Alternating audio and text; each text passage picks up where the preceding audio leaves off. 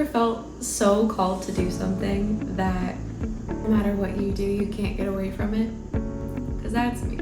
And maybe that's you. Maybe there's a business that you feel so pulled to start. Maybe it's a new place to live. Maybe it's an old hobby that you want to turn into your work. Maybe it could be a million different things. And sometimes we're called to do something that is almost too perfectly aligned with who we are, with our gifts, with what we're passionate about, with how we want to serve people.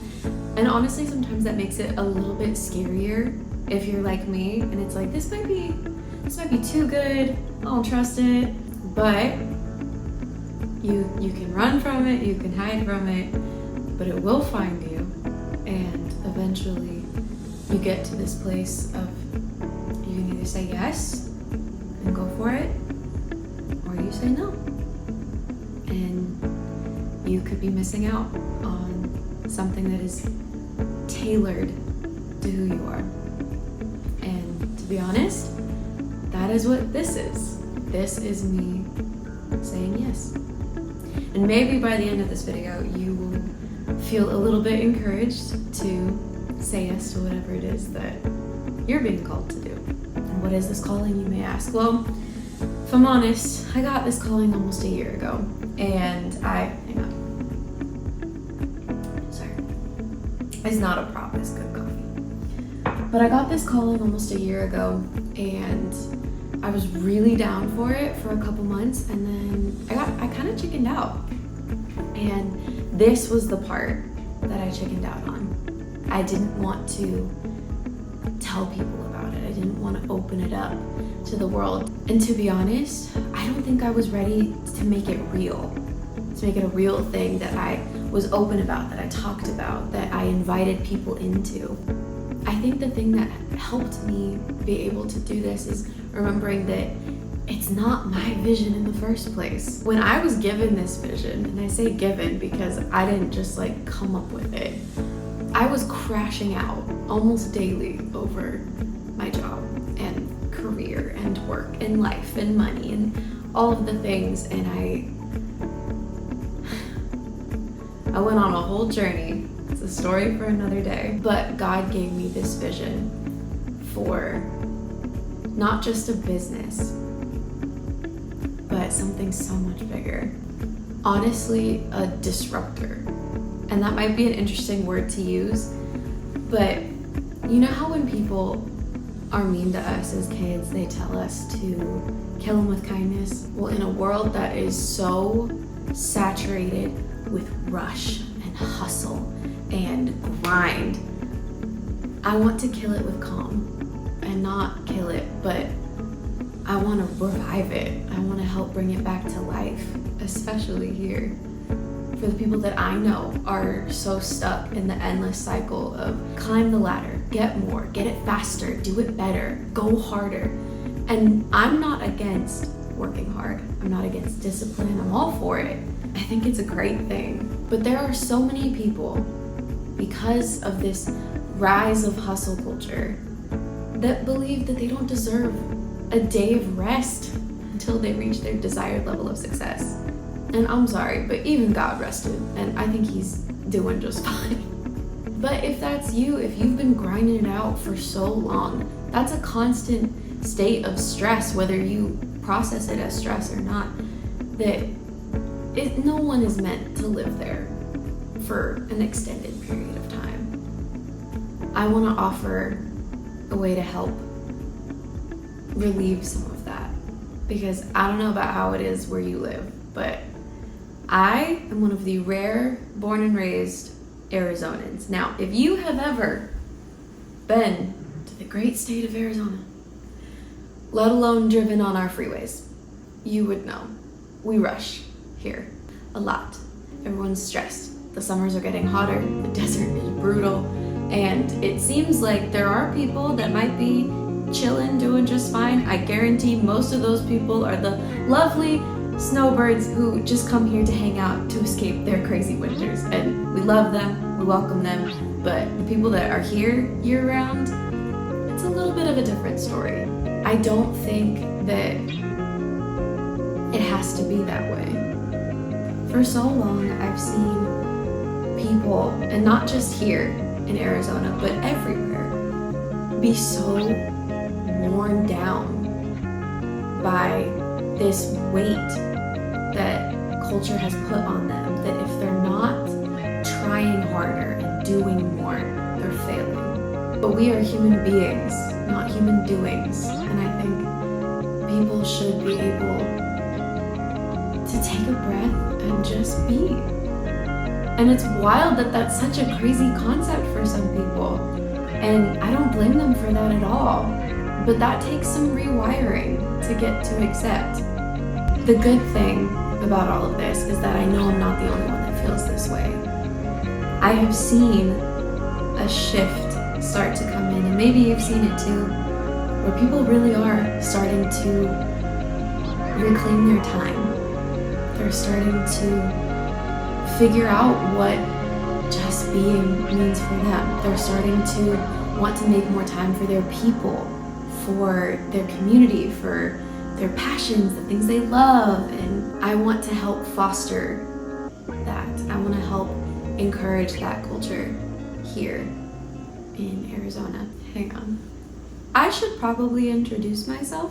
That's an important part. We need to know each other formally, I suppose. Hi, I'm Juliette Conjolier, and the reason that I'm sitting on my kitchen counter preaching to you about peace is that this is my first introduction to you all of what will soon be coming to the Phoenix and Scottsdale, Arizona area, which is Waves, Coffeehouse, and Studio. Now, I'm so excited to be able to actually put that out into the world, and I'm sure you might be wondering, okay, well, you called it a disruptor and it sounds like a coffee shop, so what's the deal? Waves is a lot more than just a coffee shop. I don't know about you, but I can't go into another coffee shop and just see a sea of headphones. There's a time and a place for locking in and getting your work done, and I'm not dogging on anybody who does that. I know it's nice to work outside of the house. But I also want there to be a space where people can go and stay a while, that they can feel like they don't have to, keep it down. They can have conversations. They can invite other people into conversations. They can not just bring their people, but also expand their circles, and not just in the communal coffee house way, but also in a creative way. I think that there are far too pockets in my area, and maybe you feel this about yours too, where there is a thriving culture of art and creativity. And I think that, especially in a world where content is so big, and there are a lot of people that have a passion for creating, whether that's painting or photography or a podcast you really want to start or whatever it is. I don't think that there's a lack of people. I think that sometimes there's a lack of accessibility, or people don't necessarily know how to get started, and so maybe they don't, or they're doing it on their own and they don't want to. They want to be a little bit more involved in a communal way with their art.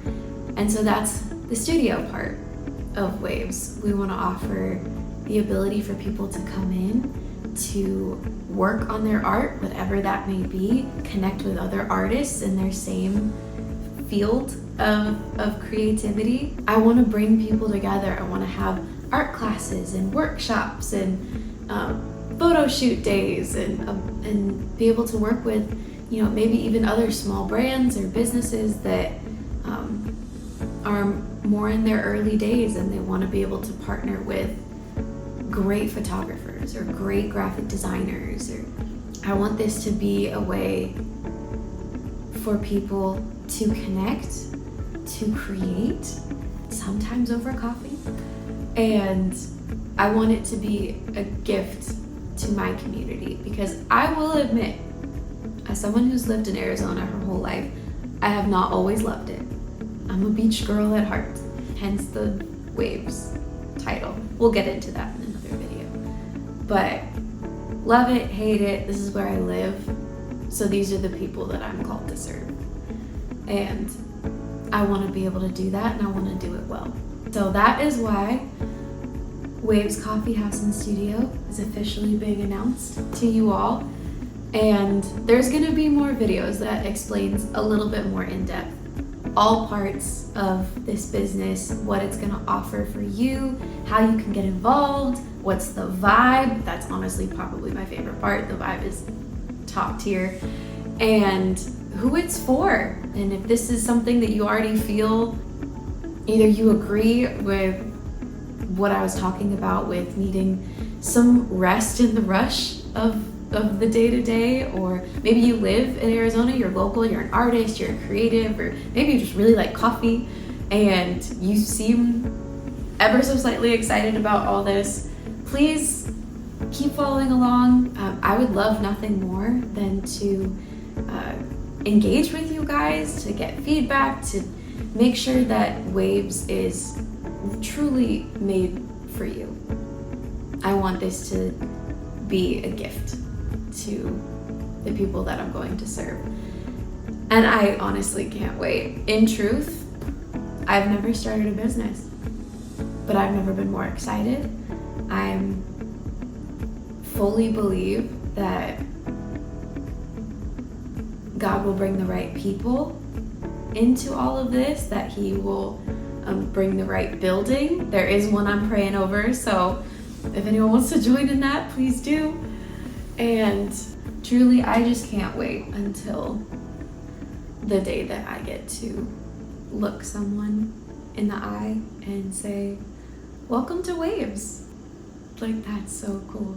Like I said at the beginning of this video, if you feel called to do something, but you've been on the fence, I hope you feel encouraged in some way. If you feel pulled to put your art out there, or to step out of your comfort zone and build community, I hope you feel led to do that. I think this is going to be a very exciting journey for all of us. Honestly, I should make these more like coffee chats where we all just like get our bevs and cheers and we talk about all of the things. Next video, feel free, get your coffee. We'll talk, it'll be great. Let this serve as the official heads up that Waves Coffeehouse and Studio is coming soon.